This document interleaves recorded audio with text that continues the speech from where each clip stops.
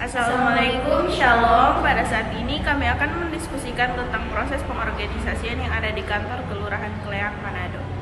Pelayanan publik di Kelurahan Kleak meliputi seluruh pelayanan di kelurahan ataupun desa seperti diantaranya sebagai bidang administrasi yang melayani masyarakat di dalam membuat surat ataupun pengantar surat lainnya seperti kartu keluarga, kartu tanda penduduk, akte kelahiran, rekomendasi perizinan, dan surat-surat keterangan. Terdapat unsur-unsur administrasi di dalamnya. Bisakah Putri menjelaskan apa saja unsur-unsur di dalamnya? Ya, baik. Di kantor Kelurahan Kleak ada beberapa unsur, yaitu yang pertama sekelompok orang.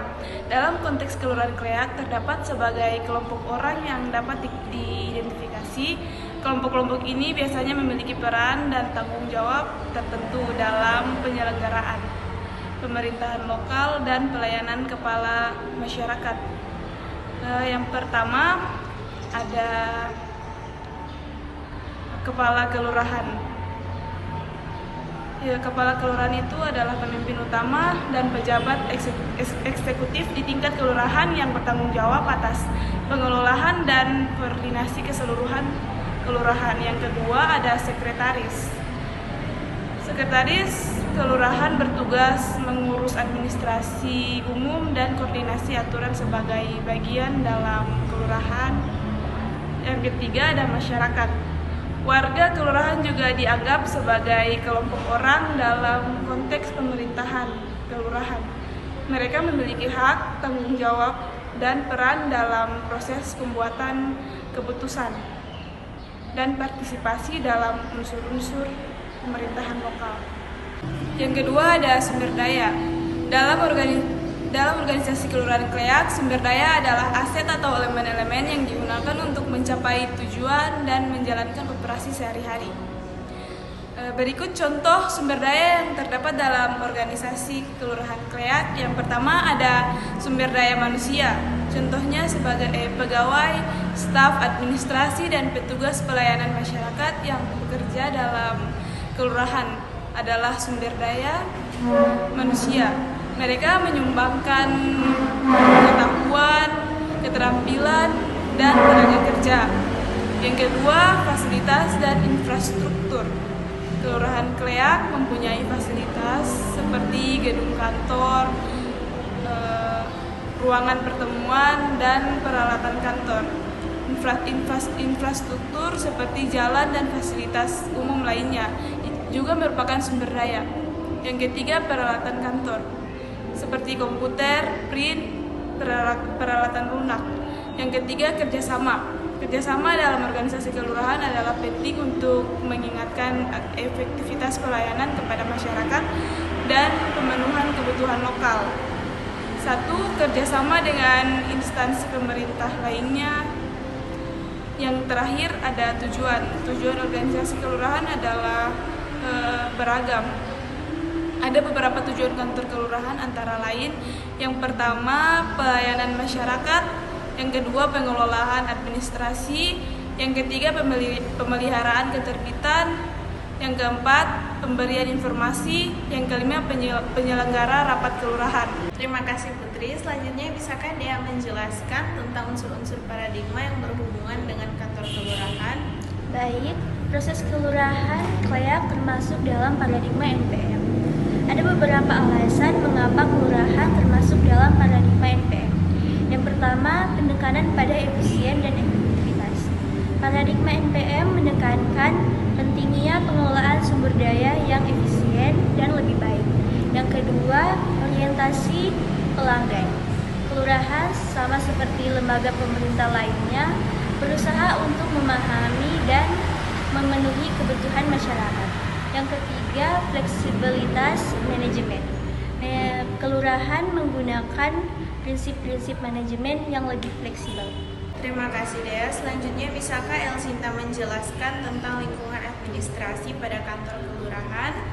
Baik, lingkungan administrasi dalam organisasi kelurahan dapat dibagi menjadi dua aspek utama, yaitu lingkungan administrasi internal dan lingkungan administrasi eksternal.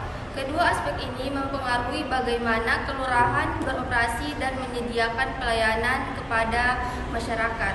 Berikut adalah penjelasan lebih lanjut tentang keduanya. 1. Lingkungan administrasi internal. Lingkungan administrasi ini mencakup staf, pegawai, dan personal yang bekerja di kelurahan. Hal ini melibatkan aspek seperti jumlah, kualifikasi, pelatihan, dan pengelolaan kinerja staf kelurahan. B. Kebijakan dan prosedur internal. Kelurahan memiliki kebijakan dan prosedur internal yang mengatur berbagai aspek operasional seperti administrasi, keuangan, dan pelayanan masyarakat. C. Struktur organisasi. Mencakup bagaimana tugas dan tanggung jawab dibagi di antara unit-unit dan bagian-bagian dalam kelurahan. 2. Lingkungan administrasi eksternal. Masyarakat lokal. B. Instansi pemerintah lainnya. Terima kasih Elsita. Menurut Putri, bagaimana itu dimensi moral dan etika dalam konteks kantor kelurahan? Oke, baik. Di dalam konteks kantor kelurahan atau pemerintahan lokal, dimensi moral dan etika penting dalam menjalankan tugas-tugas pelayanan publik, mengacu pada perilaku dan tindakan pegawai kelurahan yang harus didasarkan pada prinsip-prinsip moral yang baik. Ini mencakup integritas, kejujuran, dan komitmen untuk melayani masyarakat dengan baik. Baik, lalu menurut Dea, bagaimana dimensi kebijakan dalam kantor kelurahan? Dimensi kebijakan dalam kelurahan mencakup berbagai aspek yang berkaitan dengan pembuatan, pelaksanaan, dan evaluasi kebijakan-kebijakan yang mempengaruhi masyarakat setempat. Ada beberapa dimensi dalam konteks kebijakan dalam kantor kelurahan. Yang pertama, pengembangan kebijakan, konsultasi publik, kebijakan etis, evaluasi kebijakan, perubahan kebijakan, dan analisis dampak. Sinta, bagaimanakah dimensi manajemen dan lingkungan dalam kantor kelurahan? Baik, manajemen kantor kelurahan melibatkan berbagai aspek yang mencakup perencanaan organisasi pelaksanaan dan pengawasan operasional kantor untuk mencapai tujuan-tujuan pelayanan publik dan pengelolaan wilayah setempat. Berikut adalah dimensi-dimensi utama dalam manajemen kantor, yaitu perencanaan organisasi, sumber daya manusia, keuangan dan anggaran, teknologi dan sistem informasi, pengambilan keputusan, pengawasan dan evaluasi, lingkungan masyarakat, keamanan dan keselamatan, dan pengembangan wilayah. Nah, dimensi lingkungan dalam organisasi kelurahan merujuk pada faktor-faktor eksternal yang mempengaruhi operasional dan keberhasilan. Faktor-faktor ini mempengaruhi bagaimana kelurahan berfungsi, merencanakan kebijakan, dan menyediakan pelayanan kepada warganya. Berikut adalah beberapa dimensi lingkungan yang relevan dalam konteks organisasi kelurahan, yaitu lingkungan sosial, lingkungan ekonomi, lingkungan politik, lingkungan fisik, lingkungan teknologi, lingkungan kultural. Terima kasih atas kesempatan yang diberikan di sini. Jadi kami dari kelompok 2 mata kuliah pengantar ilmu administrasi. Kami dapat tugas dari Mr. Ferry untuk mewawancarai salah satu dosen tentang materi yang telah kami buat dengan judul pengorganisasian di kantor kelurahan Kleak. Bagaimana pendapat Uci tentang materi yang telah kami buat? Dan sudah mendapat tugas dari dosen tentang jawab mata pelajaran dan keaktifan tentang pengorganisasian di kelurahan Kleak. Tentu kalau bicara organisasi, tentu ada bicara beberapa orang, sekelompok orang. Tanpa ada sekelompok orang itu bisa dikatakan organisasi. Dan tetapi sebagaimana diketahui, kalau belajar organisasi itu sebenarnya organisasi itu lahir dari pertama-tama contoh organisasi itu dari keluarga. Kenapa?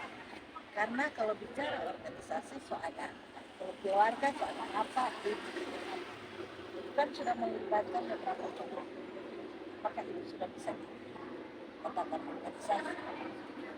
Berarti sejak Anda lahir itu organisasi sebenarnya ada di keluarga.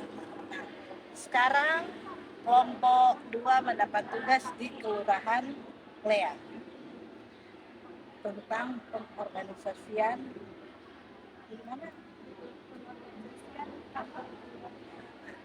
Pengorganisasian di kantor Kelurahan Kleak. Nah, memang belum sempat baca yang baru dikirim. Cuma kalau bicara pengorganisasian, apalagi bicara organisasi di kelurahan. Tentu kalau bicara organisasi di kelurahan, tentu sudah melibatkan tentu lurah. Lurah sebagai pemimpin dalam organisasi. Sesudah lurah tentu ada sekretaris kelurahan. Yo. Sesudah sekretaris kelurahan ada seksi-seksi Kepala lingkungan. Akan tetapi kalau mau lihat struktur, harusnya semuanya ada struktur organisasi kelurahan. Lihat tentu atas lurah, sekretaris, baru seksi-seksi, baru kepala lingkungan. Yuk. Yang membawahi kelurahan tentu sekretaris. Dari sekretaris ada seksi-seksi. Apa-apa saja. Ada seksi kesejahteraan masyarakat. Ada berapa seksi? Nah, dari sekian seksi-seksi ini sudah punya tugas masing-masing. Nah, tugas masing-masing sampai kepada kepala lingkungan dan terakhir adalah masyarakat. Masyarakat itu tanggung jawab kepada kelurahan, masyarakat ke kepala lingkungan. Kepala lingkungan itu kan berjalannya gimana untuk jalannya berjalan baik dan tujuan dari organisasi itu bisa tercapai. Tentu harus ada plan. Fungsi administrasi itu harus jalan dari masyarakat sampai kepada agar tujuan organisasi bisa tercapai dengan baik. Kalau salah satu tidak berjalan, tapi organisasi tidak mencapai tujuan. Nah, fungsi pengorganisasian. Organisasi itu berjalan baik itu kalau melibatkan sekelompok orang dalam pencapaian. Kalau sudah jelas, terima kasih. Selamat berjuang, sukses selalu. Terima kasih. Jadi kesimpulannya, administrasi itu suatu organisasi yang mencakup semua aspek dari tata kelola pemerintahan, pengambilan keputusan, pelaksanaan kebijakan, dan penyediaan pelayanan publik. Administrasi melibatkan organisasi dan struktur pemerintahan yang kompleks serta proses-proses yang diperlukan untuk menjalankan fungsi-fungsi pemerintahan. Dalam konteks organisasi, administrasi mencakup beberapa elemen penting, yaitu yang pertama pembuatan kebijakan, yang kedua pelaksanaan kebijakan, yang ketiga manajemen sumber daya, yang keempat pengambilan keputusan, yang kelima pemberian pelayanan publik. Terima kasih.